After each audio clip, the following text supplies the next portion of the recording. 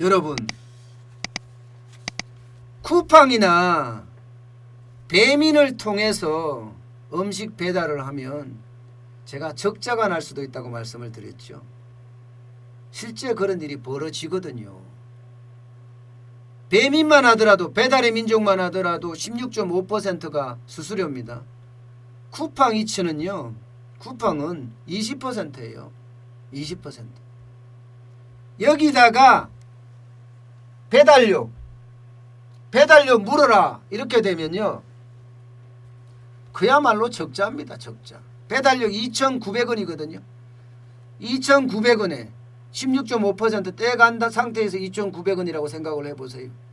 그러면 국밥 한 그릇에 8,000원인데 배달료하고 수수료 떼가면 나는 손해예요. 손해. 이런 게 뭐 수시로 일어납니다. 수시로. 쿠팡에서도 일어나고 혹은 배달의 민족에서도 일어나고요. 이게 라이더스 서비스라는 거거든요. 라이더스. 그러니까 내가 배달하는 배달 사원을 두고 음식을 배달하거나 이러면 뭐 그 돈이 안 들어가겠죠. 그런데 사실 내가 고용하면요, 부담이 굉장히 커요. 인건비 부담도 부담이지만 사고 한번 나면 그 다음부터는 가게 한 달 매출 다 날아갑니다. 그러니까 어쩔 수 없이 배민 라이더스나 혹은 쿠팡 이츠를 쓴단 말입니다. 근데 쿠팡 이츠를 쓰면 수수료 달란 말은 안 해요.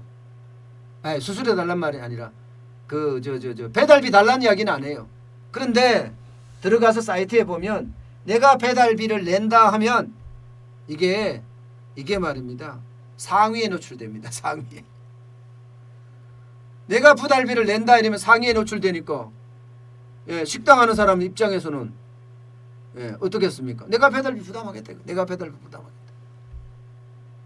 차라리 그렇게 광고가 돼서 우리 집에서 규모의 경제가 일어나는 게 좋아, 이렇게 생각하는 거죠. 야, 그러면요, 자영업자는 진짜 미칩니다.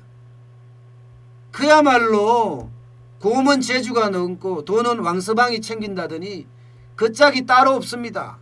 그 짝이. 식당 주인 그야말로 곰발바닥이 딸토록 일해야 돼요. 그러면 챙겨가는 사람은 바로 이 온라인 플랫폼 업자, 온라인 플랫폼 업자예요.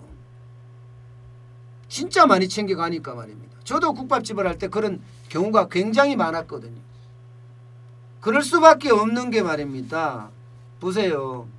제가 도면을 하나만 보여드리면 보세요. 지금 이 식당이나 이용자가 계약을 체결하잖아요. 계약을 체결하면 중개 서비스를 해요. 중개 서비스를. 온라인 플랫폼이. 소비자한테. 그러면서 거기는 중개 수수료도 챙기고, 그 다음에 여기서 이용자에서부터 소비자한테까지 가는 배달료, 이것도 자기들이 챙기는 거야. 결론적으로는. 내가 내니까, 내가 상위권에 노출되려고 하면 내야 되니까. 바로 이런 부분에 대해서 앞으로 갑질 못하게 막겠다. 이게 공정거래위원회에서 법안으로 지금 나왔어요. 법안으로. 이런 갑질을 한다. 예를 들어서 이런 거예요. 갑질을 한다. 그러면 거래액에 2배 물어내라. 2배. 아니면 최대 10억까지 배상해라. 뭐 이렇게까지 지금 플랫폼 사업자에 대한 어떤 온라인 플랫폼 법 이거를 만들고 있는 거죠. 공정거래위원회에서 말입니다. 저도 이 법안을 보니까 이 갑질을 좀 잡을 수 있겠구나. 저는 그런 생각이 들어요. 이렇게 되면 앞으로 오픈마켓, 배달 앱, 숙박 앱, 온라인 플랫폼들 전부 다 쉽지 않겠다. 근데 전부 다는 아니죠. 기준이 매출 100억 원, 중개 거래액 1000억 원, 이 업체들에 한해서만 여기에 적용을 시키겠다. 해외 기업도 마찬가지예요. 구글이나 에어비앤비도 여기에 포함을 시키겠다, 이런 얘기예요. 그럼 갑질이 어디까지가 갑질이냐? 기본적으로 수수료 내용 이제는 밝혀야 되고요. 부가 기준 밝혀야 됩니다. 상품 노출 방식 밝혀야 됩니다. 이거 영업비밀이라고 지금까지 안 밝혔거든요. 밝혀야 되고 그 내용을 계약서에 꼼꼼히 써야 돼. 이제부터는요. 계약서에 반영하지 않으면 갑질이에요. 그렇게 되면 10억 내지는 위반 과징금 2배 이렇게 내야 됩니다. 또한 입점업체를 간섭하거나 손해를 끼치거나 또 사은품 달라고 하거나 사은품 이런 것까지도 마찬가지로 앞으로는 규제 철퇴를 내리겠다.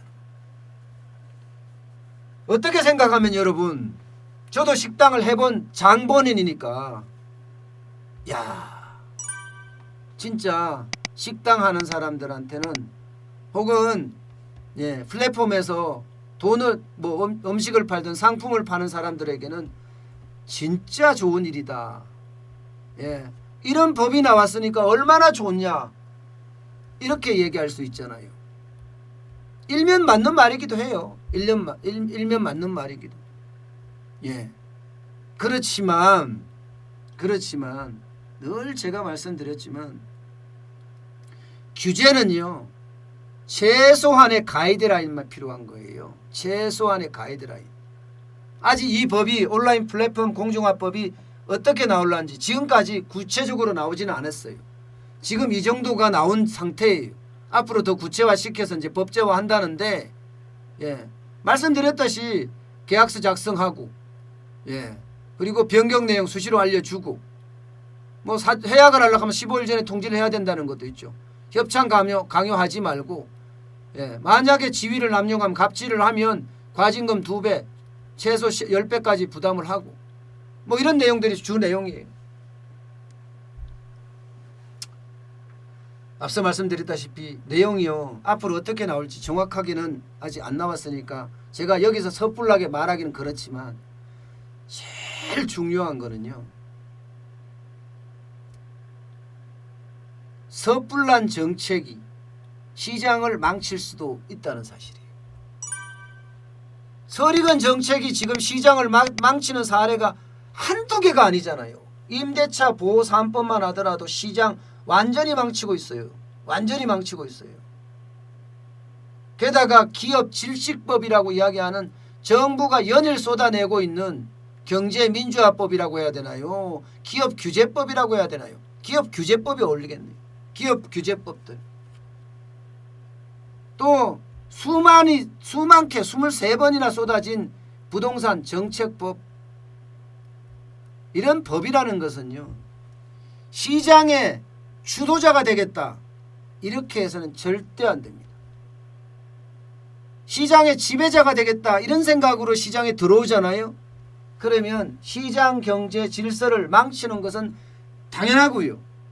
그 시장에 정치란 말을 집어넣게 됩니다. 이 정치란 말이 집어 들어오면요. 시장 경제 자체가 다 깨져요. 왜냐하면 정치란 목적이 들어오면 표계산이 되잖아. 표계산이 된다는 것은 약자한테 더 많이 표가 나오는 곳에 쏠림 현상이 일어난다는 거예요.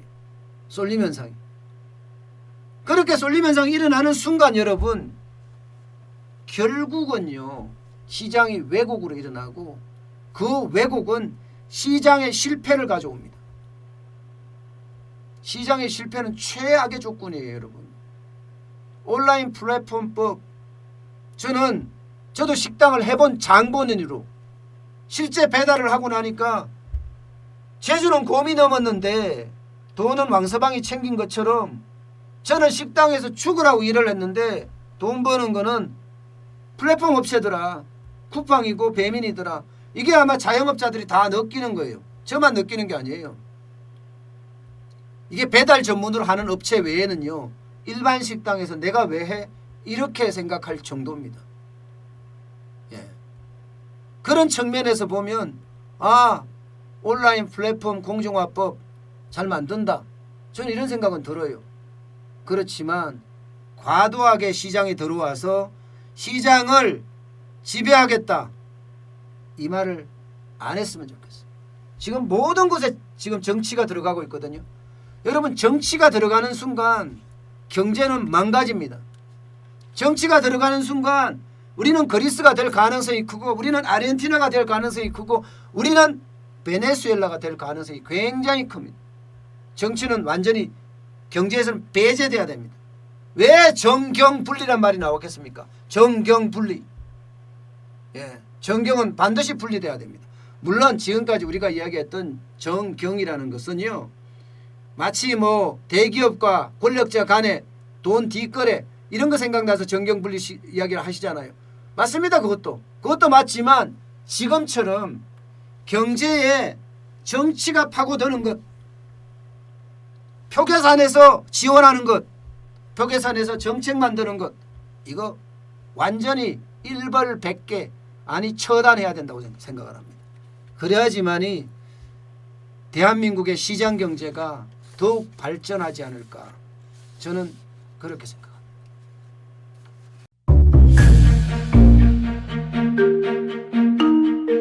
세종대왕과 샤넬 넘버5 벤츠 자동차의 최고급 기종인 마이바흐의 공통점을 아시나요? 바로 침향입니다. 침향이란 동남아시아에서 자생하는 침향나무가 상처를 입었을 때 스스로를 보호하기 위해서 분비시키는 침향나무의 진액입니다. 진침향은 태국산 침향과 러시아산 녹용, 그리고 국산 홍삼, 백봉령, 산수유, 당귀, 숙지향, 꿀로 이루어진 침향환으로 만성 피로나 또 스트레스, 기력이 저하된 직장인분들, 또 수험생들, 연세 드신 어르신분들이 드시면 좋은 환입니다. 진침향 여러분들께 자신있게 권해드립니다.